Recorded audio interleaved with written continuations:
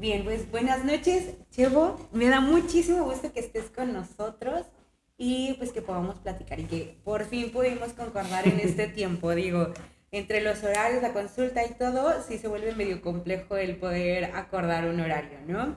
Sí, Bueno, pues cuéntanos, cuéntanos dónde está, cómo son tus redes sociales, cómo te pueden encontrar. Preséntate un poco, cuéntanos acerca de qué has hecho tú, qué eres tú, qué haces, para que pues también la gente te pueda conocer. sí, claro. No, muchas gracias por la invitación. Gracias en verdad. Sí, sabes, es un poquito difícil por los horarios y el trabajo, pero bueno, acá estamos. Gracias. Bueno, yo soy Eusebio Ortega. Mi nombre es Eusebio Ortega. Soy traumatólogo y ortopedista. Tengo una subespecialidad en cirugía de columna vertebral y tengo aparte un pequeño, bueno, posgrado en lo que es cirugía de mínima invasión y endoscopía de columna, también cirugía de deformidades de columna, lo que es escoliosis. Y bueno, un poco de mí, yo me formé en la Universidad Autónoma de Puebla, en la Ujú. UAP, ahí hice medicina general, posteriormente me especialicé en traumatología y ortopedia en el puerto de Veracruz, en el Hospital de Alta Especialidad de Veracruz, donde actualmente laboro los fines de semana y pues con aval universitario de la Universidad Veracruzana. Después de eso hice 2 años más de subespecialidad en Querétaro, por parte de la Universidad Autónoma de Querétaro en el Hospital General de Querétaro. Y bueno, después de ahí comencé a trabajar y después de eso hice un par de posgrados por parte de una ONG que se llama AOSPAIN en Bogotá, Colombia. Uno que fue ahí donde hice cirugía de escoliosis y minimización y otro también por AOSPAIN en Barranquilla, Colombia. Y bueno, ahí también hice cirugía endoscópica de columna y pues aquí andamos, trabajo de manera particular aquí en Córdoba, Veracruz. Ahí mi consultorio está en calle 2, avenida 19, y en las tardes trabajo en el hospital del IMSS en Orizaba y fines de semana trabajo en el Hospital General de Veracruz en la parte del área de cirugía de columna. Y bueno, pues mis redes sociales son Dr. Eusebio Ortega, traumatología y ortopedia, cirugía de columna, tanto en Facebook, Instagram y nada más. Ok, pues, o sea, como ven, realmente mis amigos no son como cualquier persona. No, la verdad es que llevan muchos años estudiando y pues por algo tienen toda mi confianza también y por algo también los invito para que pues podamos charlar un poco más y que todo ese conocimiento que tienen pues se pueda compartir pero de una manera simple y que a todos nos sirva y nos pueda aclarar dudas, ¿no? Entonces, vamos a lo que te truje. Vamos a empezar con la entrevista y con esta charla y vamos a hablar el día de hoy del dolor de columna lumbar, ¿no? El dolor que llaman de la ciática, ¿ok? Entonces, cuéntanos, ¿qué es el dolor? ¿Qué es esto de la ciática, el dolor de la ciática? Bueno, el dolor de ciática, o también, no es lo mismo que lumbalgia, pero va un poco de la mano. Pues primero empezamos con lumbalgia, ¿no? Lumbalgia quiere decir simplemente un dolor de espalda, Uh -huh. pero el dolor de espalda es muy común en la población. Se dice que todos lo vamos a tener por lo menos una vez en nuestra vida por el simple hecho de existir y de envejecer. Todos vamos a tener alguna vez en la vida un dolor de espalda, pero la mayor parte de las veces es algo que no va a tener mayor consecuencia y tomando algún analgésico, reposo, eso no va a haber ningún problema. Ahora, el dolor de ciática o lumbociatalgia o ciatalgia quiere decir que es un dolor que ocurre en la parte baja de la espalda, es decir, en la columna lumbar, y es un dolor que se caracteriza por empezar precisamente en esa zona, pero también que se irradia hacia la parte del glúteo, hacia la parte de las pompas, y que se recorre a veces por la parte posterior de la pierna y puede llegar a la rodilla, a la pantorrilla o incluso hasta la punta del pie, que se va a acompañar de alteraciones en la sensibilidad, como calambres, hormigueos, descargas eléctricas, sensación de piquetes, ardor, sensación como quemante, como calambres a veces. Y en casos muy severos puede llegar incluso a acompañarse de disminución de la fuerza de las piernas, de una o de las dos. Y ese dolor puede ser más cargado hacia una parte, hacia una pierna o incluso puede presentarse hacia las dos. Y bueno, pues en general es eso, el dolor de ciática Uh -huh. o ciatalgia o lumbociatalgia, ¿no? Ok. Ahorita mencionaste una palabra que recordemos que hay muchas personas que no están como muy empapadas del tema del área de la salud y no utilizan en su día a día palabras, ¿no? Entonces, eso de irradiar Ah, se refiere pues a que se va, ¿no? Ujú. Que se expande o que se, Sí. pues, Que digamos que el dolor empieza en la parte de la espalda, aquí en la espalda baja, que ajá, normalmente, bueno, eso es muy común que las personas llegan y me dicen, es que doctor me duele la cadera.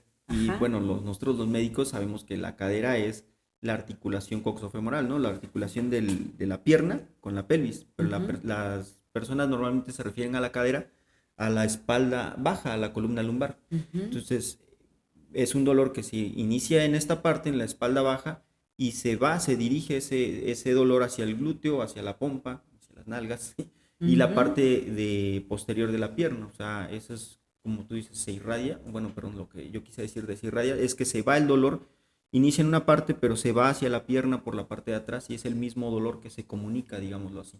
Ok, Ujú. perfecto. ¿Y cuáles son las principales causas de este tipo de dolor? Mira, dentro de las principales causas, la primera y la más común son las hernias de disco. Ujú, Después de ahí puede ser algo que se llama espondilolistesis. Es un término médico para decir que una vértebra se está moviendo encima de la otra de una manera que no es la adecuada. En tercer lugar, puede ser una infección, pero normalmente esta se acompaña de fiebre o calentura o todo esto. Y en último lugar, que afortunadamente es la menos común, puede ser una tumoración. Pero pues eso sucede en una de cada 10.000 personas que tienen dolor lumbar, puede llegar a tener un tumor. Sí, entonces es la menos común, afortunadamente, pero la más común es una hernia de disco. Ahora, no quiere decir que todos los dolores de espalda van a ser por una hernia de disco. Como ya lo dijimos antes, todos en nuestra vida, por lo menos una sola vez vamos a tener un dolor de espalda, pero no quiere decir que sea por una hernia de disco. Hay veces que la gran mayoría también de las veces simplemente es un dolor muscular, una contractura, malas posiciones y ya, nada más, no hay mayor problema. Cuando se sospecha ya de una hernia de disco, que es lo más común, es cuando ya hay alteraciones en la sensibilidad y dolor que se va hacia la pierna, hacia el glúteo. Uh-huh. ok, entonces vamos por partes. Ahorita que has mencionado varias de las causas, ¿qué es una hernia de disco? Ah, qué bueno que me preguntas eso.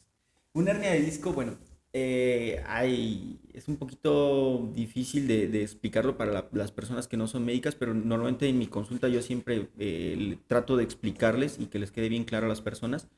Y pues precisamente nos ayudamos de esto, de los modelos anatómicos. Ujú, Esto que tengo aquí en mis manos es un modelo anatómico de dos vértebras.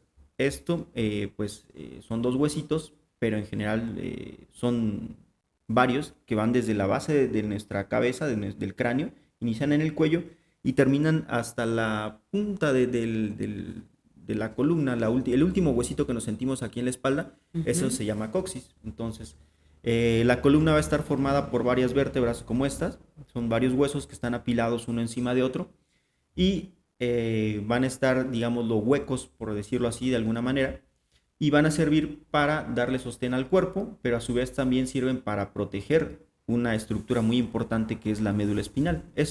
La médula ok. espinal es lo que conecta al cerebro con el resto del cuerpo y a través de eso viaja la información desde aquí, desde el cerebro, hacia las manos, hacia las piernas, y gracias a eso nosotros podemos sentir y mover tanto voluntaria como involuntariamente, es decir, nosotros, si el cerebro da una orden de mover el brazo, bueno, pues lo movemos y a través de la médula espinal y los nervios llega ese movimiento hasta las manos y viceversa. Si nosotros sentimos o, no sé, tocamos algo, esa sensación viaja desde sus nervios hasta el cerebro, o sea, sube y baja la información por ahí. Y esa es una de las funciones de la columna, proteger la médula espinal. Ahora, a la pregunta, este modelo tiene esta pequeña estructura que se llama disco intervertebral, que es lo que Ujú, une una vértebra con la otra. Uno de esos huesitos lo va a unir este disco intervertebral. Y este disco intervertebral a su vez va a tener dos estructuras que lo componen. Una que es el anillo fibroso, que es la parte externa, y otra que es el núcleo pulposo.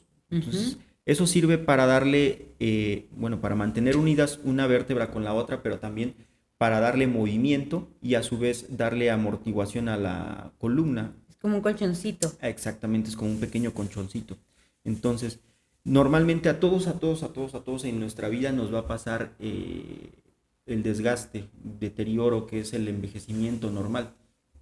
Así como a nosotros nos salen arruguitas en la piel o nos empiezan a salir canas en el pelo al pasar los años, los 30 años, que es el límite, ¿no? Esa edad que nos empieza a doler todo. Bueno, asimismo, en la columna también va a envejecer. ¿Y cómo va a envejecer? Pues con un desgaste que se va a dar en esta estructura que se llama anillo fibroso. Y pasa que la parte de las fibras se va desgarrando, es decir, se va rompiendo poco a poco, y se puede ir saliendo el contenido que es el núcleo hacia la parte posterior. Es decir, se rompe y sale hacia la parte posterior. ¡Uy, qué Y bonito! esa parte que sale hacia atrás comprime los nervios y eso es una hernia de disco. Siempre yo les hago el ejemplo a mis pacientes de los balones de fútbol de antes que eran de cuero cocido. Ajá. Bueno, cuando los jugábamos mucho, igual por desgaste, entonces se rompían las costuras, la unión del balón, y sale la cámara por ahí, la parte del balón del centro. Bueno, es igualito eso, cuando se rompe la costura del balón y sale la cámara, eso es muy parecido a una hernia de disco. Lo mismo pasa aquí. El balón, así como el niño lo va a jugar mucho tiempo, pues llega un momento en que ya se desgastó y se rompe, ¿no? Lo mismo pasa con la columna.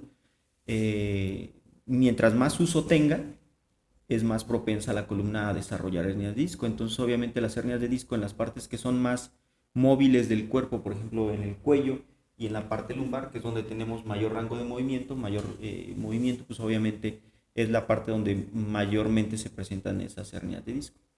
Ok. Y en general, pues eso es, ¿no?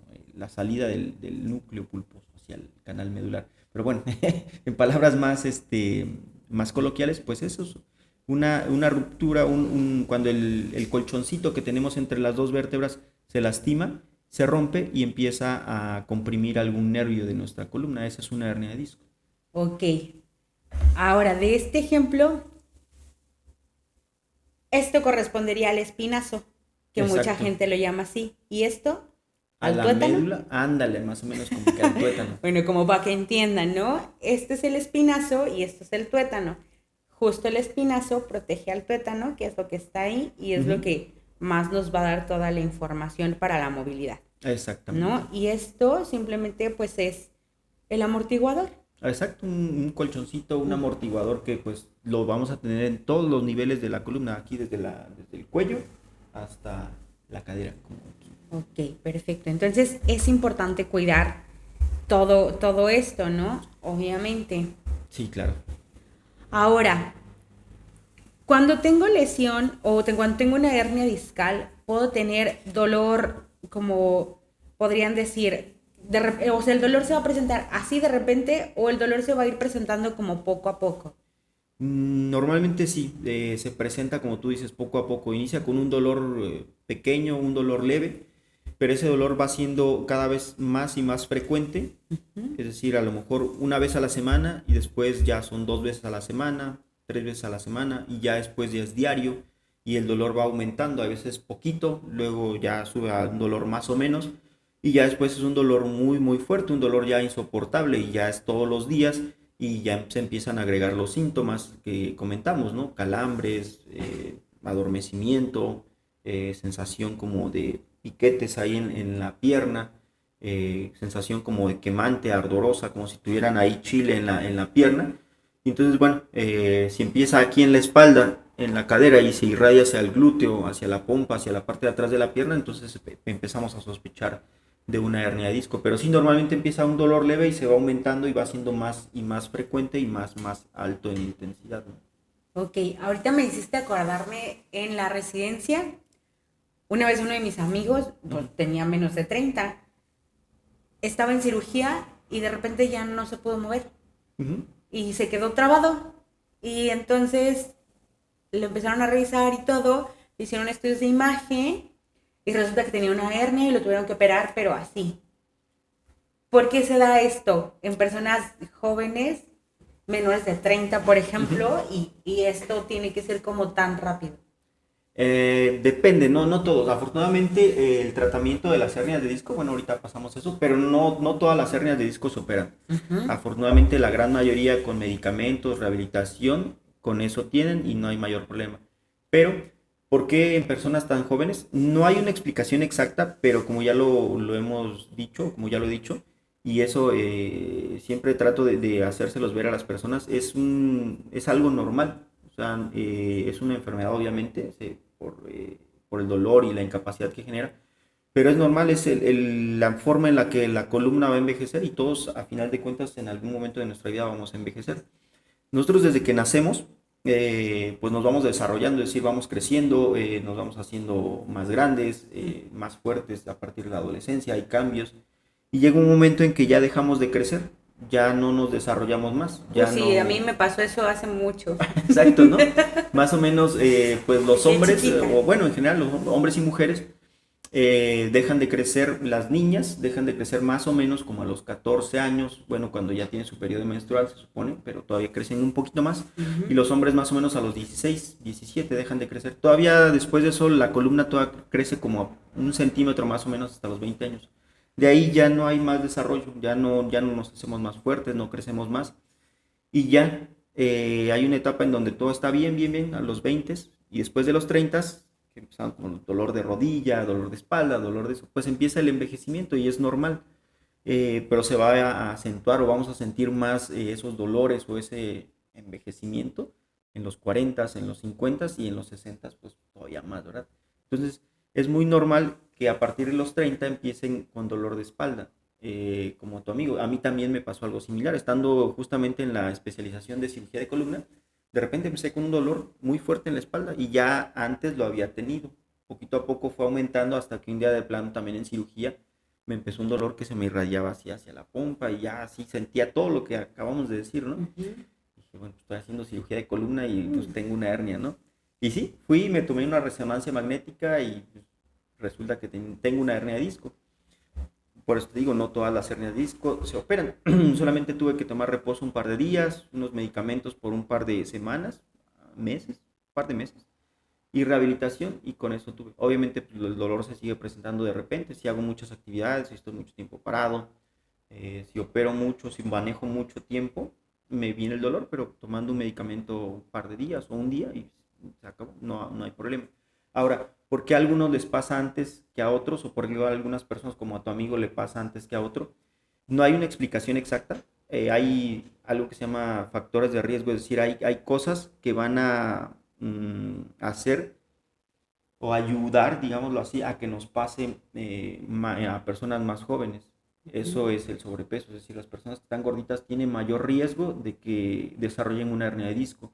Las personas que pasan mucho tiempo sentadas, por ejemplo, las personas que se dedican a trabajos de oficina, los taxistas, los transportistas, que están mucho tiempo sentados, es un factor de riesgo, es decir, tienen mucho riesgo, bueno, mucho riesgo, pero tienen más riesgo de una persona que no lo hace de que genere una hernia de disco que otras personas. Las personas que se dedican a cargar cosas pesadas o que su trabajo se consiste en cargar cosas pesadas, por ejemplo, los cargadores de, ¿cómo se llaman?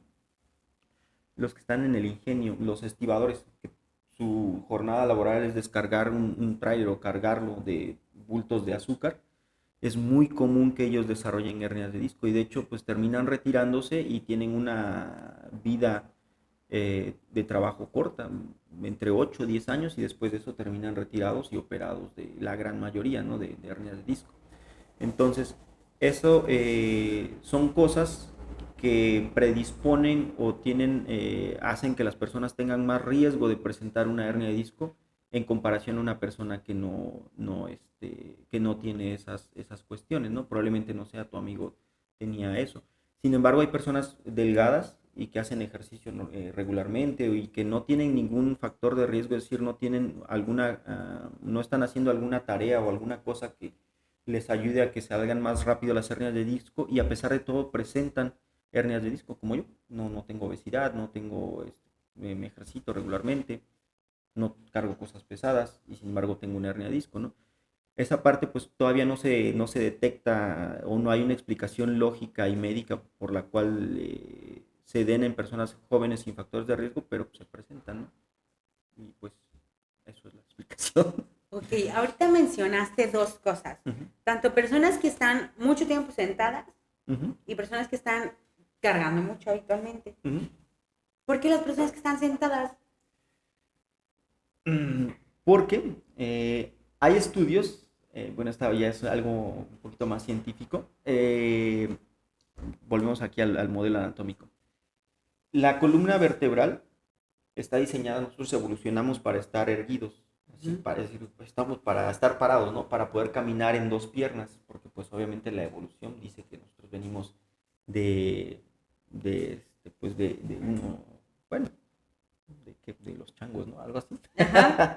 Entonces, ellos caminan en cuatro piernas, Ujú. pero nosotros evolucionamos de tal manera a caminar erguidos, es decir, caminar en dos piernas, y la columna está diseñada para caminar en dos piernas, no para estar sentado. Entonces, cuando Ujú. nosotros estamos sentados, la columna, justamente la parte de aquí de la cintura, tiende a generar esto, mayor presión aquí en la parte de adelante, perdón, mayor presión en la parte de atrás al estar haciéndonos hacia adelante, y eso genera mayor presión, y eso hace que tenga más tendencia a desgarrarse esta parte y obviamente a generar hernias de disco. Simplemente aquí lo hago, ¿no? Si Ajá. nosotros hacemos este movimiento hacia adelante, se genera la hernia, ¿no? Por Ok. eso precisamente hay estudios científicos que avalan precisamente eso, que la posición de sentado Ujú. es un factor Mucho de mejor. riesgo para generar hernias de disco. Entonces, si las personas que se dedican a estar sentados mucho tiempo, oficinistas, taxistas, transportistas, choferes de camión, tienen mucho riesgo de presentar esto. Radiólogos. Radiólogos. Sí, porque uno se la pasa sentado. Ok, y pues obviamente los que cargan también tienen este problema. Ahora, si usaran faja o si usaran algún tipo de protección, ¿es recomendable? Si no, Sí, siempre cuando se dedican a la parte de carga, eso también obviamente está muy estudiado, se recomienda usar una faja, pero pues no una faja así como las fajas elásticas, esas que son, pues, no sirven de mucho. Ahí tiene que ser una faja grande, que sea muy ancha pues, y ajá. que sea para cargar peso. Por ejemplo, la que usan en el gimnasio, que es una faja de cuero grande, es la que yo a veces le Ajá. recomiendo a los pacientes, no tanto esas fajas elásticas que pues hemos visto, ¿no? Los compañeros que son camilleros o eso, y Camilleros. que de repente pues, veo que sí usan faja y todo, pero usan una faja así como pues, de elástico, y eso no les sirve un poco, pero la verdad es que No les no protege. les protege en absolutamente nada, ¿no? Ok. Entonces, si van a cargar a una persona, pues se recomienda que use ese tipo de faja, que sea ceñida y que sea de un material resistente, para que precisamente mantenga La bien estabilidad. balanceado y la estabilidad de la columna, ¿no? Como lo Ok. hacen las personas que se dedican a la halterofilia o al gimnasio, ¿no? Pero pues obviamente la diferencia de una persona que hace gimnasio por ejemplo, el ejemplo de los camilleros, es que ellos tienen técnica para cargar, mantienen la columna recta, tratan de evitar ese tipo de movimientos que no se deben de hacer, de agacharse y jalar todo el peso desde abajo, ¿no? Entonces, tiene mucho que ver el uso de faja, se recomienda el uso de faja, pero una faja que sea de las características, eh, de las mejores características para que puedan resistir el peso de una mejor manera. Ok. Pues espero que vamos a estar poniendo por aquí los dos tipos de imágenes de De fajas, fajas, ¿no? tanto la de, ¿cómo es? La de elástico, Uh -huh. y vamos a poner también las de cuero, ¿vale? Entonces, para que les estamos dejando por aquí los ejemplos y las tomen en cuenta, Uh -huh. ¿vale? Ok, ahora, ¿qué ejercicios recomiendas para poder cuidar nuestra espalda o para poder mejorar pues lo que es el movimiento de la columna y que por lo menos los músculos, a lo mejor los que están alrededor de la columna, Uh -huh. también nos permitan llevar una mejor calidad de vida? Uh Por -huh. ejemplo, para llegar por arriba de los 60, 70 Uh y que -huh. nosotros seamos capaces de hacer nuestras actividades nosotros solitos, pues. O sea, ¿qué actividades o qué ejercicios nos podrían ayudar? Bueno, uno, son varias cosas que uno puede hacer y que debe de hacer para mantener una salud buena, o sea, para mantener nuestra salud, porque pues la salud es responsabilidad de cada uno de nosotros, ¿no? Si nosotros la perdemos, pues también es nuestra responsabilidad recuperarla, y para empezar, pues es nuestra responsabilidad evitar perder nuestra salud, ¿no? ¿Qué es lo que se puede hacer o lo que se debe de hacer? Uno, si hay sobrepeso, hay que evitar el sobrepeso, porque pues obviamente el cuerpo está diseñado para cargar cierto peso, eh, con el cual nosotros nacemos y nos vamos desarrollando, y el sobrepeso no está diseñada la columna para ese tipo de situaciones, ¿no? Entonces, Ahí te voy a interrumpir un poquito porque mucha gente puede decir, ¿y qué tiene que ver el peso con mi columna? O sea, ¿qué problema hay en que yo tenga mayor peso o menor peso para que me duele la columna? Porque hasta para el dolor de rodillas afecta, ¿no? El peso. Entonces, ahorita que también tenemos este tema de gordofobia y todas estas cosas, tú sabes que sí, todos claro. estos temas se están manejando mucho. O sea, realmente, o sea, sí es importante que una paciente, que un paciente o que una persona tenga un peso adecuado, a lo mejor a su estatura. O sea, por ejemplo, yo mido 1,54 y si tuviera un peso de 80, ¿qué le estaría afectando a mi columna? O sea, no es lo mismo que yo de 1,54 pese 80 a que tú en tu estatura peses 80. ¿Me explico? O Sí, sea, claro. ¿qué tanto le afecta a mi columna y por qué le afecta? ¿Qué le pasa a mi columna? Sí, en general a todas las articulaciones afecta el sobrepeso. Y sí, como lo dices, es bien importante este tema, por lo que ya comentaste, pero no es nada más, o bueno, en este caso no es cuestión de estética, sino es cuestión de salud, ¿no? No nada más en la columna, sino porque también se pueden agregar otro tipo de enfermedades, ¿no? Hipertensión, diabetes, o sea, el azúcar, la presión alta. Pero, ¿por qué el sobrepeso afecta a la columna? El espinazo, aquí lo ponemos, ¿no? No nada más es la parte aquí de los huesitos y aquí lo de la médula, que aquí lo poníamos como el tuétano, sino que los huesos de la espalda también tienen otras articulaciones aquí atrás, que se llaman facetas. Eso sirve para dar ciertos movimientos y también para a su vez limitarlos. Em, Esta columna, cuando nosotros tenemos sobrepeso, nosotros, voy a pararme también, nosotros estamos de pie, estamos erguidos, ¿no? Y mantenemos una buena posición, o siempre debemos de mantener una buena posición alineados con nuestro cuerpo.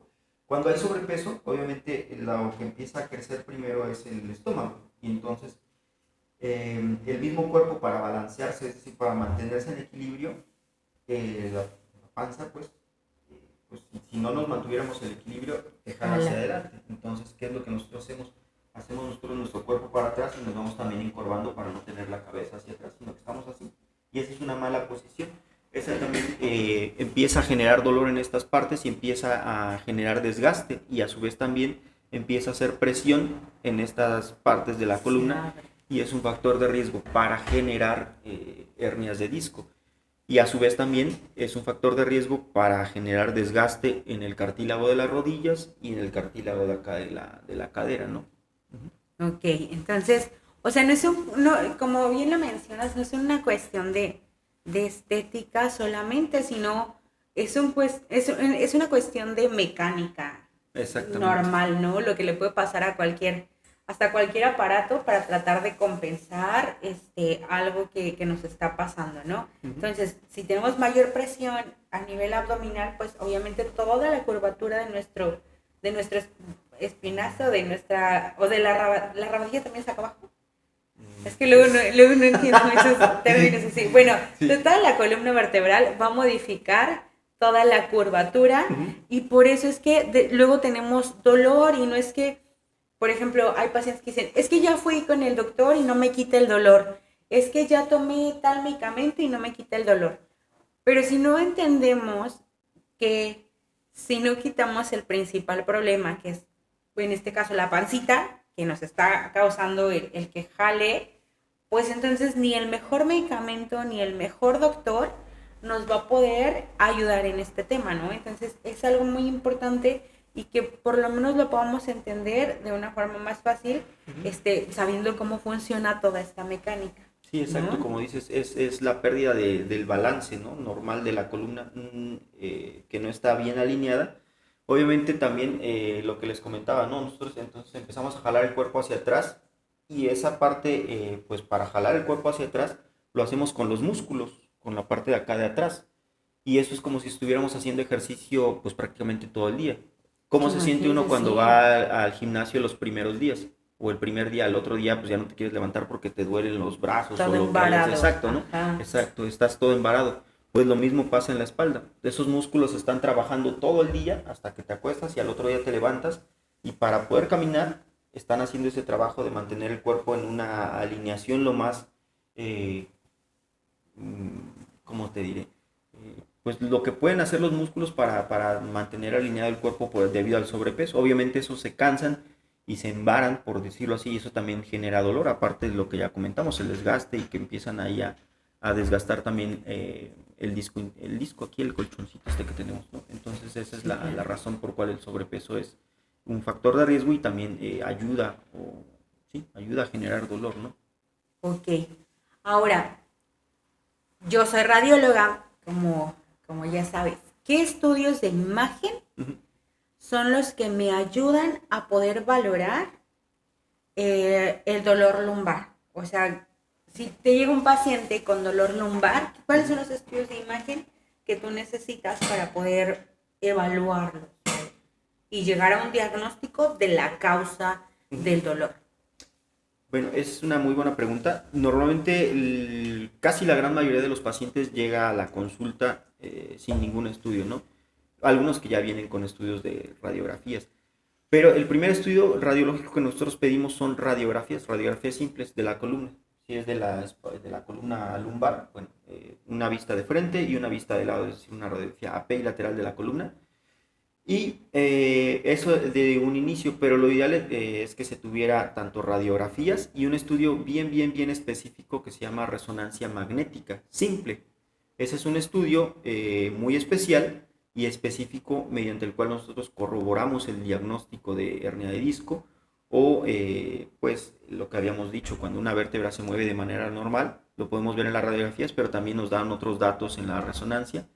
Y también podemos descartar ahí tumoraciones, infecciones, y en general eso, la resonancia es nosotros le decimos el gold standard, o sea, no hay otro estudio más que la resonancia que nos va a corroborar el diagnóstico tanto de hernia de disco y que nos va a ayudar a estudiar en general la parte de la columna lumbar, es decir, la espalda baja, pero también hay otros estudios como la tomografía simple, es un estudio radiológico que también nos ayuda a evaluar a la columna, pero más que nada la parte de los huesos, no tanto la parte de los discos o de la médula, que eso no se puede ver en las radiografías simples. Por eso siempre pedimos radiografías y resonancia magnética. Si nosotros estamos pensando a lo mejor en una fractura que está generando el dolor de espalda, entonces si no pedimos una resonancia, pedimos una tomografía, que es la tomografía, a diferencia de la resonancia magnética, la tomografía sirve más para evaluar la parte de los huesos y la resonancia sirve para evaluar la parte que no son huesos, como la médula, el disco intervertebral, los músculos, todo eso. Ok. Y, por ejemplo, en los pacientes que tienen, iba a decir gordofobia, claustrofobia, me quedé con la idea del otro. Sí, bueno, la claustrofobia, bueno, pues es el miedo a los espacios cerrados, ¿no? Que te provoca ansiedad y eso. ¿Por qué lo pregunta aquí Elsa? Porque la resonancia magnética es un estudio especial, tanto la resonancia como la tomografía son dos cosas diferentes, pero tienen algo parecido, que entras en un pequeño túnel, es un aparato en donde entras y es un espacio muy reducido. Y la tomografía, pues entras y sales porque es radiación y se hace pues en cuestión de segundos. Sin embargo, la resonancia magnética no es un estudio que provoque o que emita radiación para poder obtenerlo, sino que se obtiene a través de unos electromagnetos gigantes que giran y pues bueno, a través de computadoras y cosas así procesan una señal y hacen una imagen. Y tienes que entrar en un túnel así pequeñito y tienes que estar ahí sin moverte, más o menos como 1 hora y media, 2 horas, dependiendo, ¿no? Como unos 40 minutos. Ajá, para una lumbar, con unos 40 está bien. Dependiendo del estudio, tienes que estar ahí 1 hora y con un ruido ahí un poquito molesto. Entonces es un espacio reducido y para las personas que tienen claustrofobia, es decir, que les genera ansiedad o les genera miedo los espacios cerrados, deben de pedirse apoyo con anestesiología, es decir, los tienen que dormir un poco para que estén tranquilos o deben de ponerle medicamentos para que puedan soportar digámoslo, el estrés o la ansiedad o el miedo que les genera esos espacios. Y bueno, eso, ¿no? Sí, entonces, ojo cuando obviamente vayan a su doctor y les pida este tipo de estudios, también es importante que pues le comenten de repente si les dan miedo los espacios cerrados para que su doctor obviamente les pueda sugerir algún otro estudio, que en este caso sería la tomografía, ¿no? O existen algunos lugares en donde hay resonadores abiertos, que son estos aparatos, pero abiertos. Sin embargo, la calidad no es la misma. Estamos de acuerdo, la calidad de la imagen baja. Sí es posible realizarlo, pero baja mucho la calidad de la imagen. Entonces, ahí lo importante es que su doctor sea el que pueda dar la indicación de cuál estudio es el que él necesita. Exacto. Sí, se tiene esa opción de los resonadores abiertos, que pues ya no estás ahí como que en una cueva ahí metido, ¿no? Y es más tolerable para los pacientes, pero como bien dices, baja mucho la calidad de imagen y hay veces que se ve muy borroso ahí y se puede saltar ahí algún diagnóstico, es decir, algo muy pequeñito que si pudiéramos ver nítidamente en un estudio convencional, un estudio normal, a veces ya no lo podemos ver, entonces sí, lo ideal sería una resonancia normal, pero existe esa opción, que también hay resonadores abiertos muy buenos, ¿no? Pero pues está esa pequeña desventaja que puede ser el estudio ya no tan bueno, la nitidez, la calidad de la imagen ya no es tan bueno, ¿no? Y obviamente también a ustedes como radiólogos, pues les limita, ¿no? El poder ayudarnos a nosotros a encontrar un diagnóstico correcto, ¿no? Y un tratamiento correcto. Sí, exacto. Sí, baja mucho. Y sí se vuelve más complicado y, o sea, te limitas mucho para poder llegar a una conclusión buena en Sí. donde trabajemos en equipo. Sí, bueno, a veces son un poquito más caros, ¿no? Y pues no vale mucho la pena si son más caros y no te van a ayudar en mucho, ¿no? Exacto. Bueno, ahora pasemos un poco a esto del tratamiento.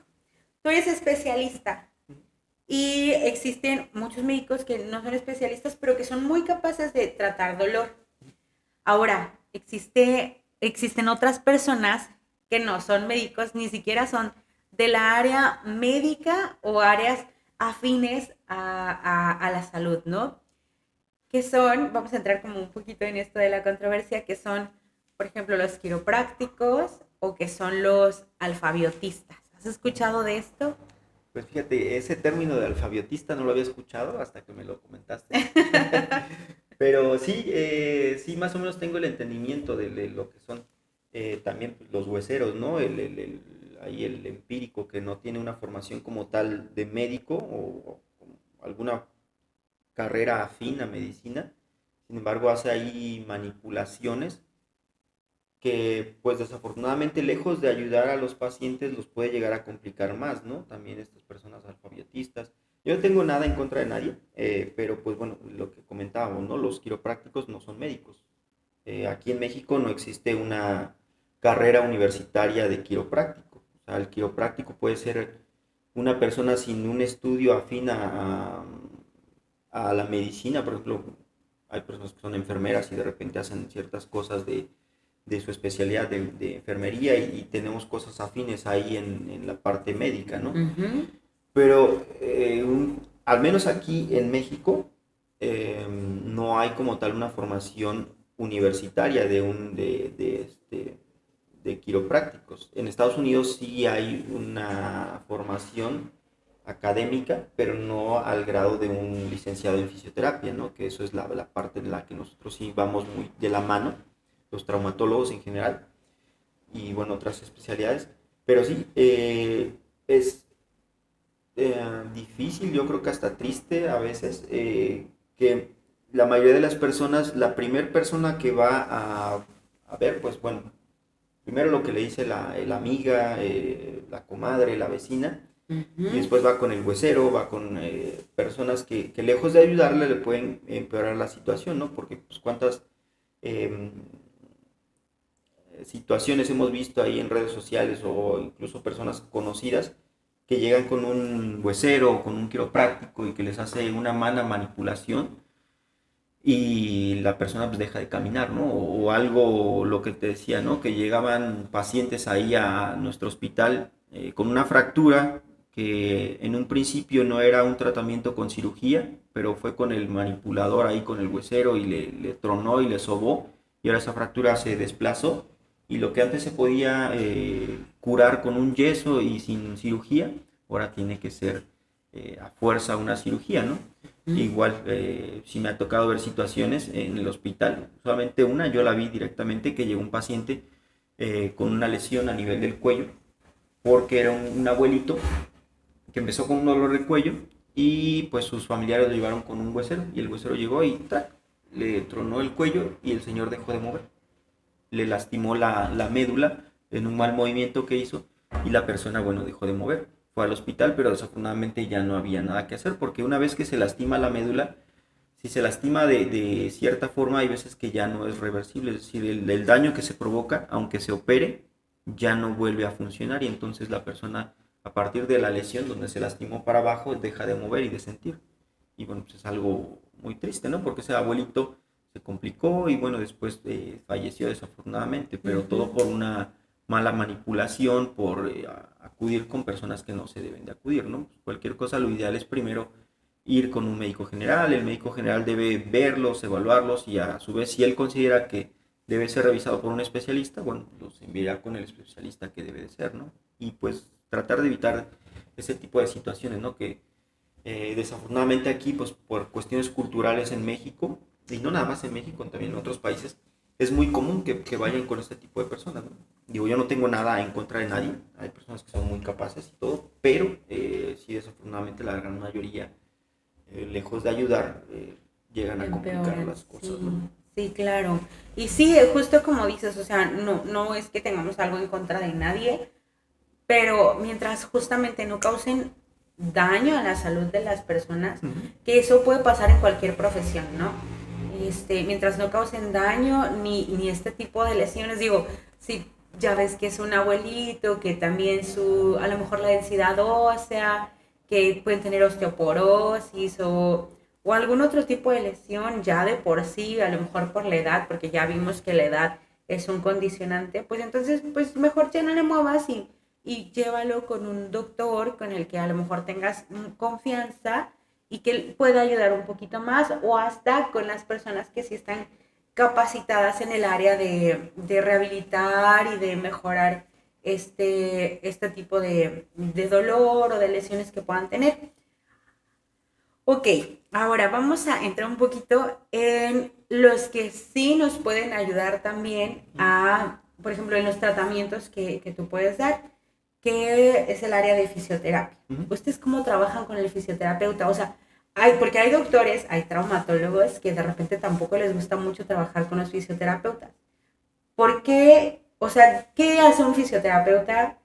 ¿Que es bueno enviarlos? ¿No es bueno? Mejor tú recomiendas ejercicios normales para tus pacientes en este tipo de dolor lumbar, por ejemplo, los que no requieren tratamiento quirúrgico.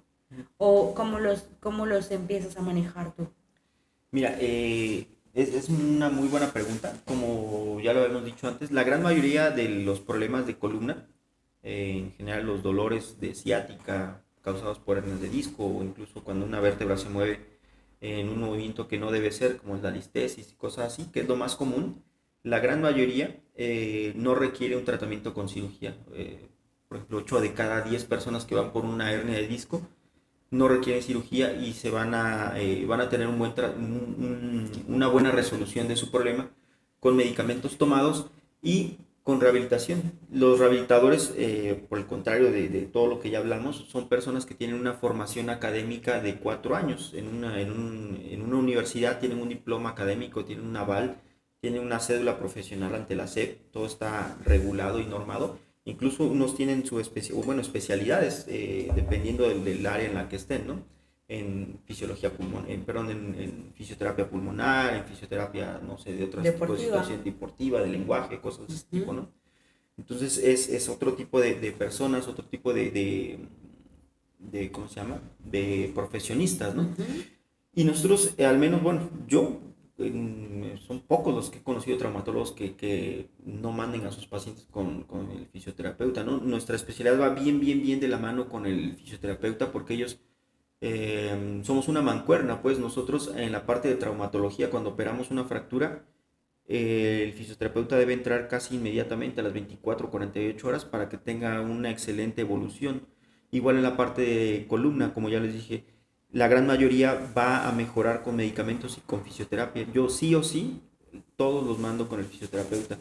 Cuando me preguntan qué ejercicios puedo hacer, bueno, les digo algunos ejercicios que ellos puedan hacer, pero la gran mayoría yo les digo, bueno, tiene que ir con el fisioterapeuta, que es el especialista, él tiene que evaluarla, él le va a poner primero algo que se llama terapia sedativa, ¿no? Va a empezar con ciertos medios físicos que van a ayudar, por ejemplo, calor, electroestimulación, rayo láser, ultrasonido, que van a ayudar a controlar el dolor, y después el mismo fisioterapeuta va a empezar con una parte que es fortalecimiento, es decir, va a poner ejercicios él, que ya tiene esa experiencia y tiene esa experticia para poner esos ejercicios y saber cuáles son los adecuados para el paciente, para que él fortalezca el abdomen y la espalda y ayude a que ese dolor se controle, y a largo plazo le va a dejar ejercicios para que el paciente sí o sí todos los días haga en casa, para que a largo plazo ese dolor que se le ha presentado ya no lo vuelva a presentar, o sea, mínimo. Ujú. Pero sí, al menos yo, de mi parte, siempre, siempre, siempre mando a mis pacientes con el fisioterapeuta, ¿no? Normalmente les digo alguna recomendación, pero pues el paciente a final de cuentas es el que decide, ¿no? Sí, Si él quiere ir claro. con alguien que tenga confianza, pues adelante. Si él quiere ir a, no sé, a alguna institución que él conozca o cosas así, pues adelante, pero el chiste es que vaya con él, ¿no? Y que el Sí, es lo paciente también importante. haga los ejercicios que el fisioterapeuta le indica todos los días en casa, ¿no? Porque uno como médico no los puede hacer por él, ¿no? Pero sí. Exacto. Muy bien. Ahora vamos a pasar a lo del tratamiento. ¿Cuándo, cuándo tomas tú la decisión de que es un tratamiento quirúrgico Ujú. y cuándo no?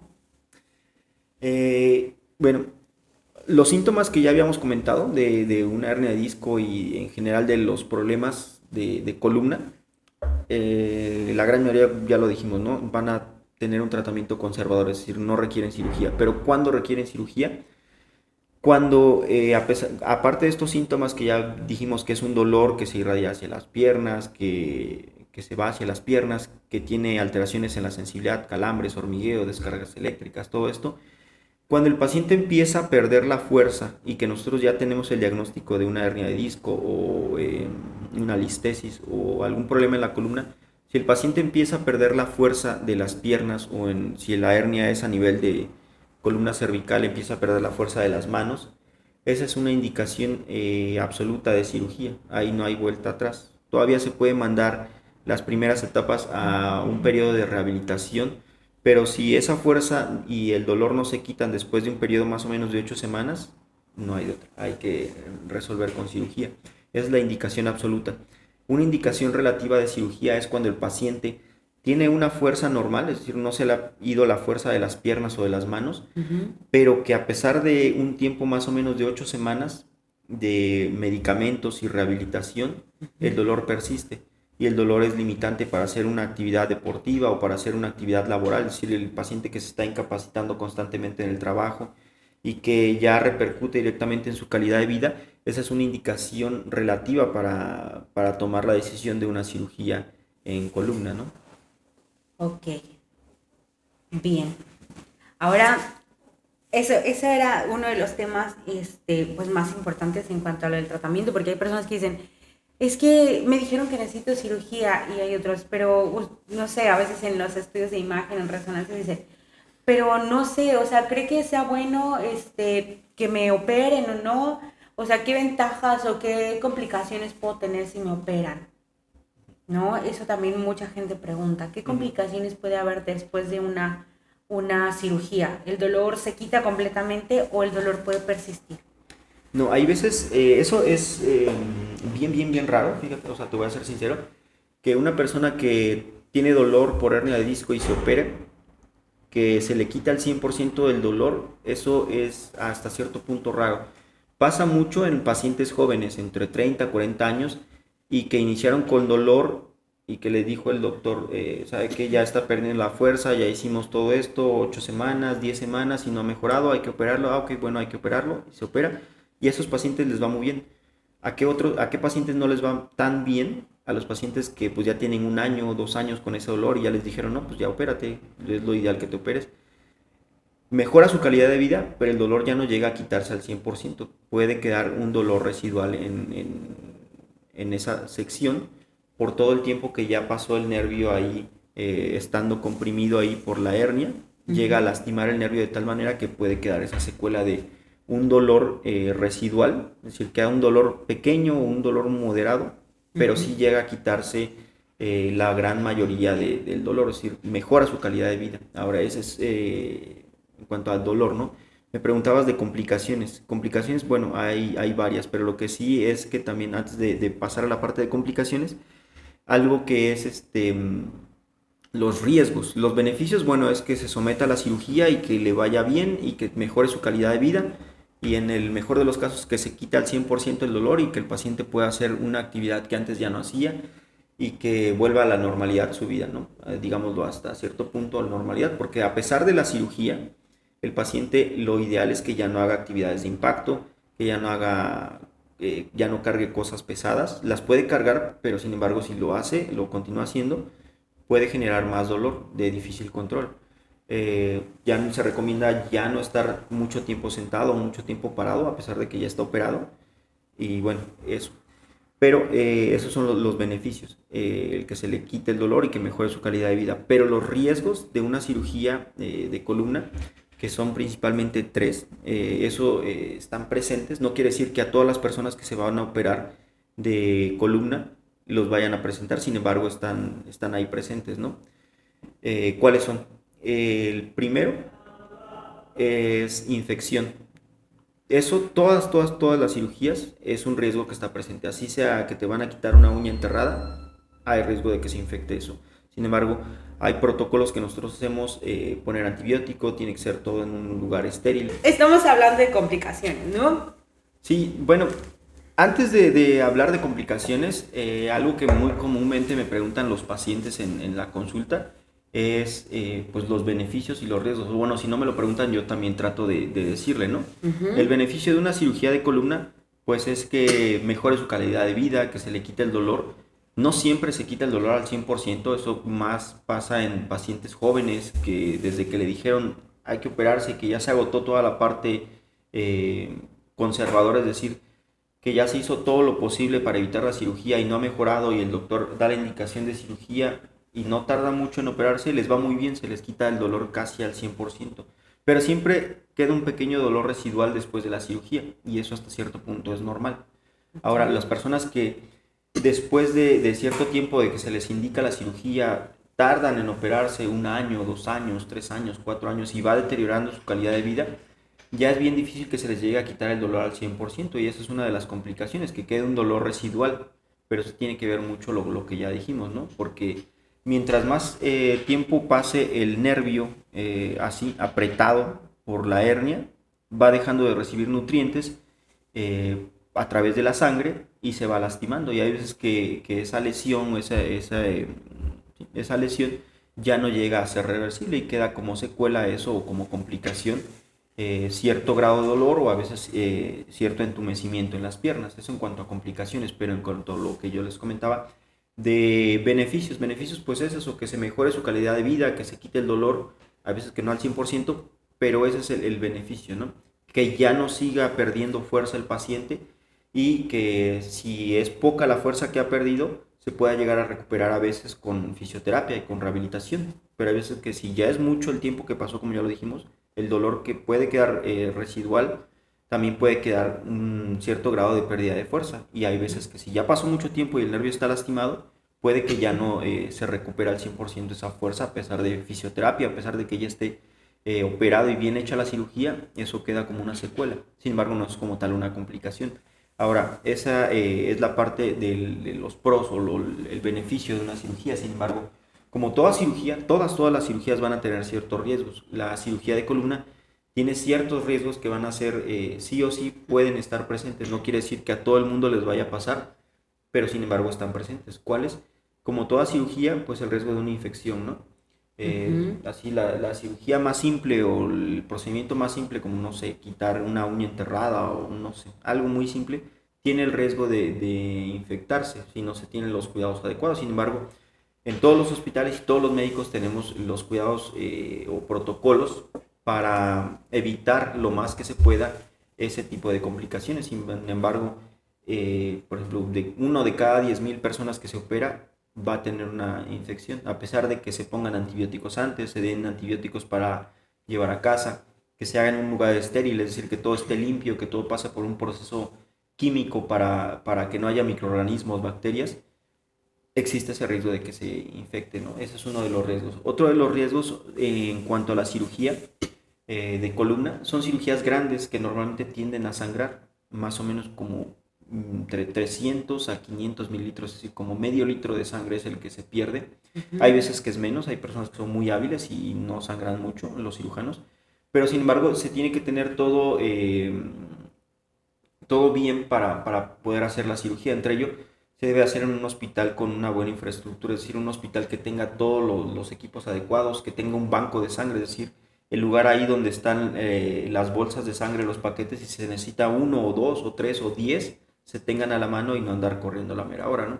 Obviamente al paciente se le pide que tenga donadores disponibles, es decir, que done antes por lo menos 2 o 3 paquetes de sangre para que se tengan disponibles. No siempre se utilizan, pero siempre es mejor tenerlo ahí y no necesitarlo que necesitarlo y a la no mera tenerlo. andar corriendo, ¿no? Eso, el sangrado, porque pues puede ser un sangrado muy grande que rompa el equilibrio que tiene el cuerpo y se complique, pueda provocar un paro cardiorrespiratorio, ¿no? Esa es una de las complicaciones que puede tener. Sin embargo, les digo, siempre se debe hacer en un hospital que tenga todo, debe de haber donadores siempre disponibles para que si se necesita transfundir, se deba transfundir, ¿no? Y otro de los riesgos que hay, y eso es como un mito, digámoslo así, porque antes pues la cirugía de columna la hacía el traumatólogo en general o el neurocirujano, que es una otra especialidad que somos afines aquí en la parte de cirugía de columna, ¿no? Que si el paciente se opera de columna va a quedar en silla de ruedas o va a dejar de mover las piernas o las manos Sí, o todo, ¿no? súper, súper frecuente Eso, escucharlo. ajá, como un tabú o como un mito urbano, una leyenda, Ujú. muy común, ¿no? Antes sí, porque desafortunadamente era más común que actualmente, porque no se tenía esa especialización. O sea, estoy hablando de hace 50 años, cuando los médicos especialistas en columna eran muy pocos. Y bueno, hay personas que como no tenían la especialidad y se aventuraban a hacerlo, o se hacían en un hospital que no tenía la infraestructura adecuada, los aparatos adecuados, podía llegar a lastimar esta parte que es la médula o los nervios y dejar cierto grado de secuela o inmovilidad, ¿no? Afortunadamente ahorita la tecnología va avanzando, las especializaciones y subespecializaciones son cada vez más comunes. Antes, te digo, no había muchos especialistas en cirugía de columna, ahorita ya vemos más, son 2 años más que tenemos que estudiar y bueno, aunque siguen presentándose este tipo de complicaciones, no es que no se presenten, pero son menos frecuentes afortunadamente. Ahora, ¿cómo evitarlas? Pues obviamente así, para operarse debe de ser un especialista que tenga el adecuado entrenamiento en cirugía de columna, que tenga una adecuada experiencia en cirugía de columna y que lo haga en un hospital con una buena infraestructura, lo que decimos, que tenga todos los aparatos necesarios, el equipo sea necesario, y esos riesgos de lastimar o llegar a manipular de mala manera la médula o los nervios y dejar una lesión sean los mínimos, ¿no? Entonces, esos son los riesgos. Y las complicaciones, bueno, complicaciones hay muchas, muchas, muchas, muchas. Una complicación puede ser una infección después de la cirugía, que también Ujú. es un riesgo, pero también puede que se haga todo bien en la cirugía, todo bien después de la casa y por X o Y motivo, si el paciente tiene alguna infección de vías respiratorias o de vías urinarias y que no nos dimos cuenta, por medio de la sangre llegue la bacteria hasta el lugar de la cirugía, lo infecte y bueno, esa es una complicación, ¿no? Ujú. O que no se hagan las curaciones de manera adecuada en casa y puedan infectar la herida y eso a su vez pues pueda presentarse como una complicación. Otra complicación pues también es uno de los riesgos que es una lesión a nivel de la raíz nerviosa que puede dejar como una secuela, pérdida de la movilidad o de la sensibilidad de alguna parte del cuerpo o de la pierna o de las manos y que puede ser momentánea o que puede quedar ya como una secuela para toda la vida, ¿no? Afortunadamente es mínimo, pero puede presentarse, ¿vale? Otra complicación, bueno, ya como lo vimos, si el sangrado es muy severo, Ujú. puede presentar complicaciones que altere el equilibrio del cuerpo y pueda presentar algo que se llama paro cardiorrespiratorio, es decir, el corazón deja de latir, los pulmones dejan de funcionar y el paciente puede llegar a morir. ¿Sale? Ok. Afortunadamente la mortalidad, es decir, que los pacientes que se ingresan a una cirugía de columna terminen falleciendo, es muy, muy, muy baja actualmente. O sea, a lo mejor uno de cada 100.000 o uno de cada, sí, más o menos uno de cada 100.000 puede llegar a complicarse, ¿no? De tal manera que pueda llegar a fallecer. Es mínimo, pero sin embargo siempre está presente, ¿no? Ok. Hace ratito mencionaste algo del neurocirujano. Es mejor entrar, por ejemplo, tú como especialista en columna vertebral, siempre entras con un neurocirujano, no siempre. ¿En qué momentos es indicado que entres con un neurocirujano? ¿Por qué? Mira, lo que te decía, el neurocirujano y el traumatólogo tenemos esta subespecialidad afín, que es la cirugía de columna. Entonces, eh, ¿quién debe operar cirugía de columna? Pues lo ideal es que sea tanto neurocirujano o traumatólogo. Eso no tiene mucho que ver. Bueno, al menos yo así lo considero. Puede ser neurocirujano o puede ser traumatólogo, pero lo ideal es que sea una persona que tenga el entrenamiento o la subespecialidad en cirugía de columna. Obviamente los neurocirujanos se dedican más a la parte de cráneo y ellos tienen más expertise o yo puedo decir que son mejores manejando los tejidos blandos, los tejidos neurales, por ejemplo el cerebro, las raíces, la médula, toda esa parte.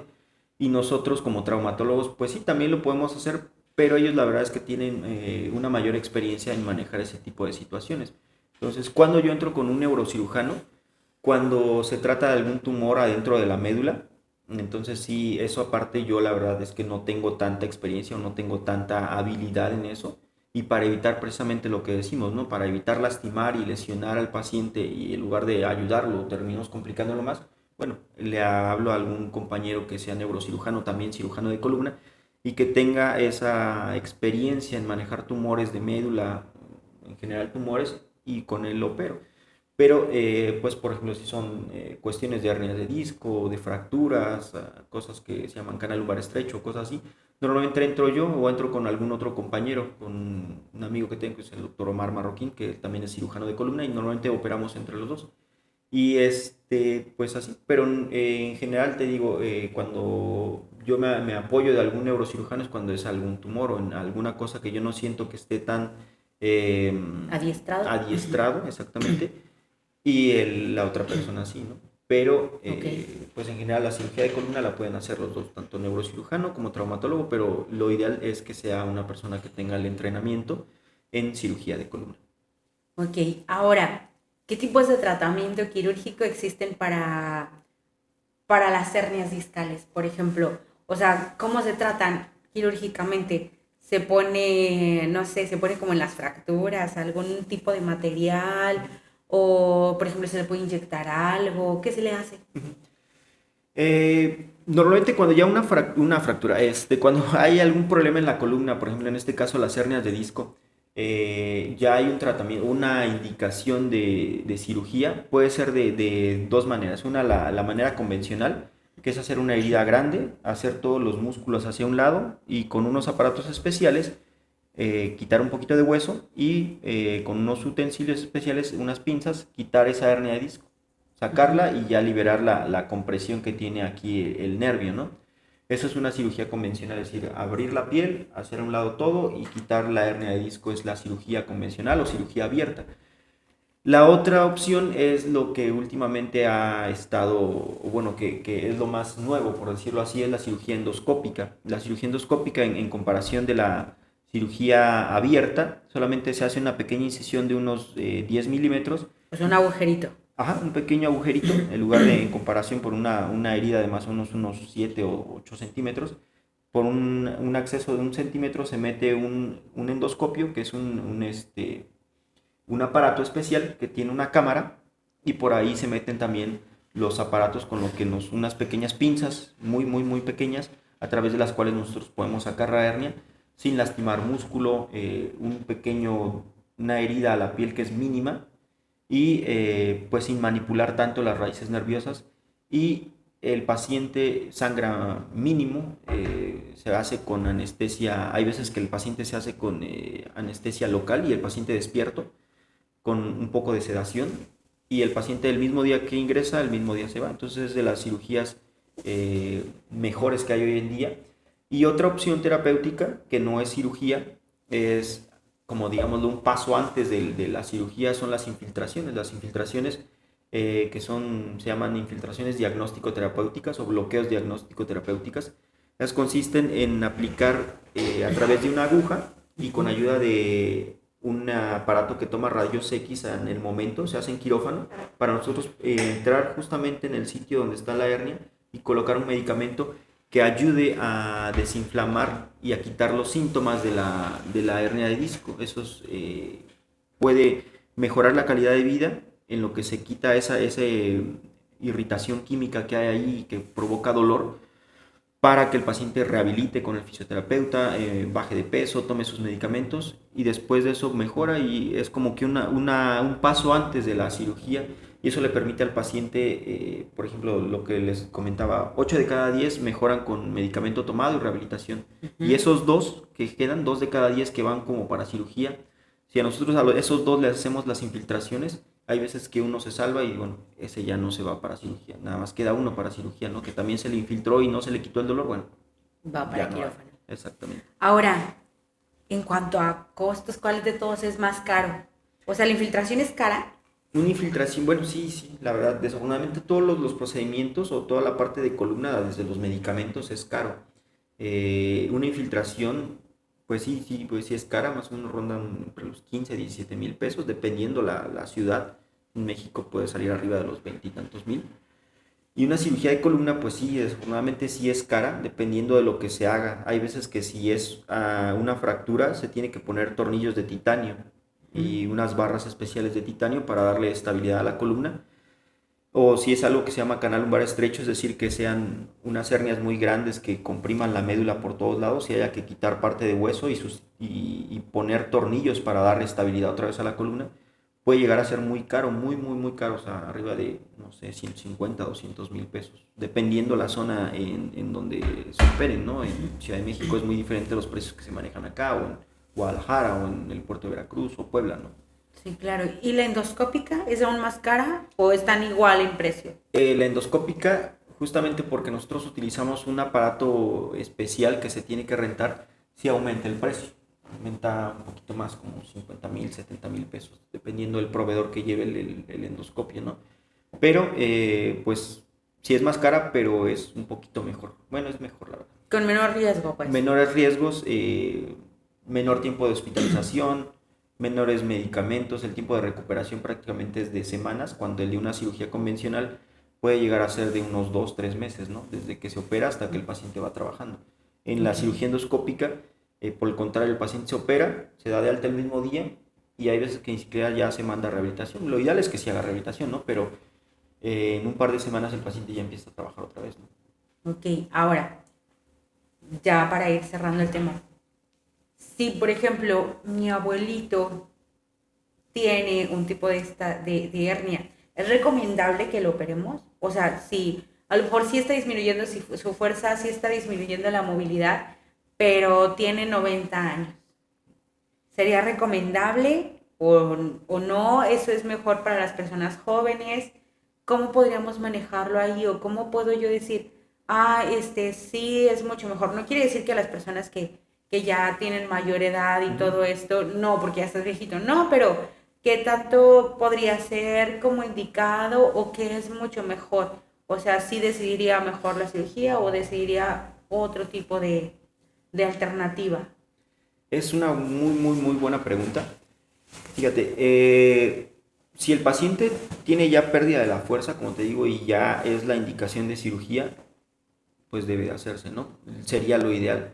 Sin embargo, es lo que muchas personas nos preguntan y yo lo que normalmente veo en mi consulta son personas adultos mayores o adultos pues no tan mayores, ¿va? Entre de 50 años para arriba, porque lo que habíamos comentado es algo muy normal en la vejez, que haya hernias de disco. Ahora, es una enfermedad obviamente muy común en estos pacientes Y es muy común que nosotros operemos pacientes entre 60, 70, 80 y tantos años. Y les va bien cuando está bien indicada. Y cuando nosotros, no es que lleguemos a, bueno, que llegue el paciente y le digamos, no, pues ya hay que operarse. ¿Cuándo lo opero? Mañana. Pues no. Hay que tener un protocolo preoperatorio. Se les toman exámenes de sangre para valorar la función de sus riñones, la función del corazón, la función de sus pulmones, que esté bien de presión, que esté bien del azúcar, que todo esté en las mejores condiciones para que todas estas complicaciones se puedan evitar y los factores de riesgo o los riesgos que existen sean mínimos y que tengan un buen desenlace, ¿no? Obviamente se le comenta los pros y los contras al paciente y a final de cuentas la elección de si se somete o no a la cirugía es el paciente con su familia, ¿no? Porque a final de cuentas el que siente el dolor, el que está limitado en su vida día a día es el paciente. Nosotros damos la recomendación de la cirugía, pero la persona que a final de cuentas toma la decisión es el paciente. Ujú. Entonces, sí es recomendable operarse una persona de 90 años, pues si tiene una calidad de vida de que se mueve y va de aquí para allá y es una persona que todavía tiene una buena actividad y que sabemos que después de la cirugía la persona va a mejorar su calidad de vida y que tiene ese protocolo preoperatorio bueno, obviamente sería lo ideal, ¿no? Porque sí me ha tocado pacientes el paciente que más grande que he operado es de 92 años. Ok. Y era una persona que caminaba y hacía toda su vida y estaba íntegro. Y el paciente se operó y le fue muy bien. Otra vez recuperó su calidad de vida, mejoró y ahí anda. Entonces, esa es una buena opción. Obviamente, también si el paciente ya tiene, pues, 90 y tantos años o 100 o a lo mejor tiene 70 pero ya tiene una calidad de vida muy deteriorada, que tiene, no sé, la presión muy alta que no se controla con medicamentos, tiene el azúcar muy alta y a pesar de que tiene medicamentos no se controla, que ya tiene insuficiencia renal, que ya tiene problemas en el corazón, ya tuvo 2 infartos.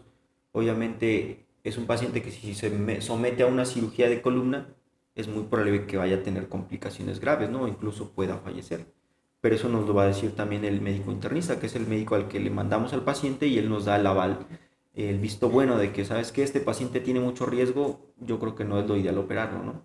Ok. O el paciente está muy bien, tiene 90 años, pero está excelente, hay que operarlo y hay que estarlo monitoreando, hay que tener ciertos cuidados, pero el riesgo es bajo, ¿no?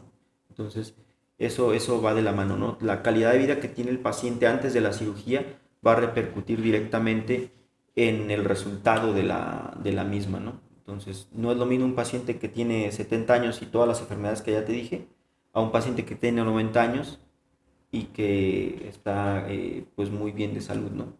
Y Ok. si se necesita hacer la cirugía, pues aunque tenga 100 años, ¿no? Sí, el Siempre chiste y es que cuando esté. recupere su movilidad, Sí, su si su movilidad. calidad de vida ha sido buena también, ¿no? En todo Exacto. este tipo, Ujú. en Sí, todo sí, este sí. tiempo. Exactamente. Sí, ¿no? Porque pues también no es bueno vivir con dolor, ¿no? Hasta cierto punto, te digo, es normal que tengamos cierto grado de dolor por el desgaste y el envejecimiento, pero no es lo ideal, ¿no? Vivir con dolor. No es normal vivir con dolor, ¿no? Ajá. No tenemos por qué normalizarlo. Sí, exacto. Ok, perfecto. Pues algo más que quieras agregar en cuanto a este tipo de padecimientos, algo con lo que quieras cerrar, por ejemplo, 5 tips o 5 conclusiones con las que puedas dar recomendaciones a las personas que nos están escuchando. Pues no sé si 5, pero bueno, primero que nada agradecerte por la invitación, en verdad muchas gracias y a todo tu amable y atento auditorio. Gracias, en verdad. Y bueno, ¿qué tips o qué podemos hacer nosotros para mantener nuestra salud en cuanto a la parte de columna? Pues bueno, mantener un peso ideal de acuerdo a la estatura que nosotros tengamos es el peso que debemos de mantener. Hacer ejercicio de manera regular, también ejercicio, pero bueno, tratar de evitar ejercicio de impacto, ¿no? Ejercicio, yo no soy muy fan, pero no se recomienda mucho hacer CrossFit, bueno, tú lo sabrás, ¿no? Pero también tener una buena técnica para hacer los ejercicios, que estén siempre bien apoyados de su coach, de ahí de su entrenador en el gimnasio, para que no tengan malas posturas y evitar ejercicios que lastimen su espalda, ¿no? Tener una vida saludable, comer bien, pues lo que ya dije, ¿no? Hacer deporte de manera regular. Cuando hay ciertos dolores que pues, lo acabamos de decir, no es lo ideal normalizar el dolor. Si después de ciertos días o de cierto tiempo el dolor no se controla, pues lo ideal es acudir con su especialista de confianza y pues tener esa cultura, ¿no? De la medicina preventiva, ¿no? No de la curativa. Así, cuando ya estoy muy mal, entonces ya voy con el médico. Entonces, en cuanto el dolor no se controle, no se quite, bueno, acudir con un médico y su especialista de confianza para pues que lleguen a un diagnóstico y que le den un tratamiento adecuado, ¿no? Y pues creo que nada más. Ok, perfecto. Pues ya saben, cuando necesiten o cuando tengan alguna duda o cuando tengan este tipo de dolor, pues aquí mi amigo es quien los puede valorar bastante. Ya saben, él es especialista en columna. Ujú. Y pues quién mejor que un especialista pueda valorarlos. Igual si requieren alguna segunda opinión, que todos podamos tener también acceso a una segunda opinión. Eso también es muy bueno. Si tienen algún otro doctor y tienen alguna duda, pues también te pueden contactar a ti para que puedan despejar este tipo de cuestiones, ¿no? Recuérdanos dónde te pueden encontrar y cómo están tus redes sociales. Sí, bueno, mis redes sociales aparezco como mi nombre, Eusebio Ortega Mesa, traumatólogo, ortopedista, cirugía de columna. Y mi consultorio se encuentra en Especialidades Médicas San Gabriel, es es calle 2, avenida 19, en fraccionamiento Alameda, aquí en Córdoba, Perfecto. Veracruz. Perfecto, pues yo soy su amiga, la radióloga de Córdoba, y este fue un episodio más de Médicos de Bolsillo.